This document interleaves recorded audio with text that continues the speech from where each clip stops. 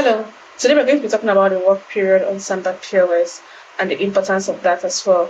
My name is Mary, I'm from Techsphere IT Solutions. So let's get into it.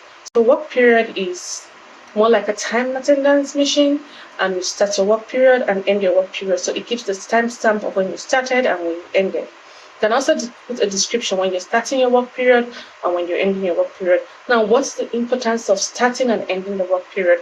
You can't make any sales if you don't start the work period.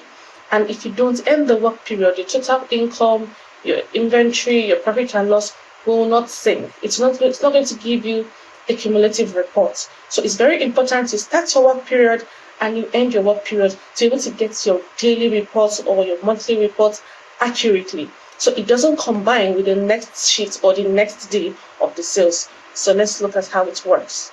So if I should click on work period, I'm going to see start work period. So I click on start work period. It gives me a description. You can describe your day, describe what happened. You can say anything you want to say, but I'm going to leave mine empty.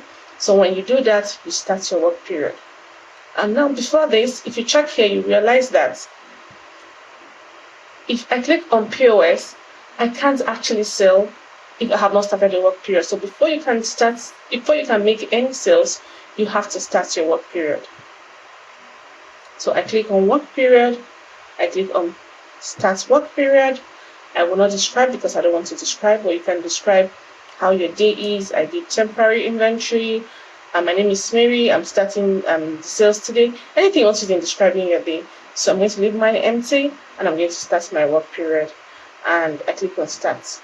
Now with this, the POS will become active. When you try to end the work period, it's going to signify here one open ticket. So whenever you see one open ticket or two or three open tickets and you notice that you cannot end your work period, it probably means that there is a sales holding there. A customer is either there or there have been no payments done. There could be a lot of reasons as to why a table is still open and you want to end your day or your shift.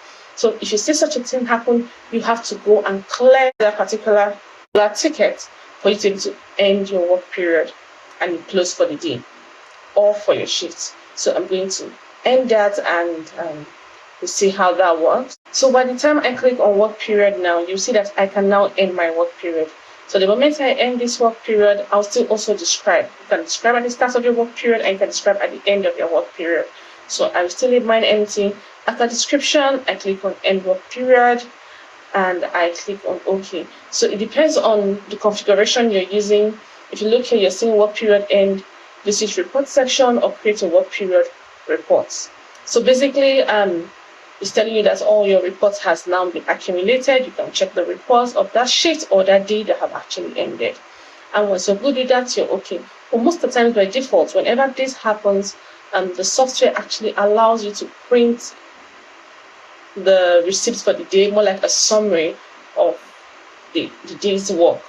It prints it out for you to view without having to go to the report section. So once you do that, you click OK, and that is all. So that's just how to start your work period and end your work period. In the next video, we're going to talk more about how we can sell.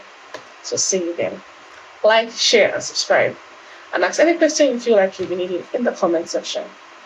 Bye.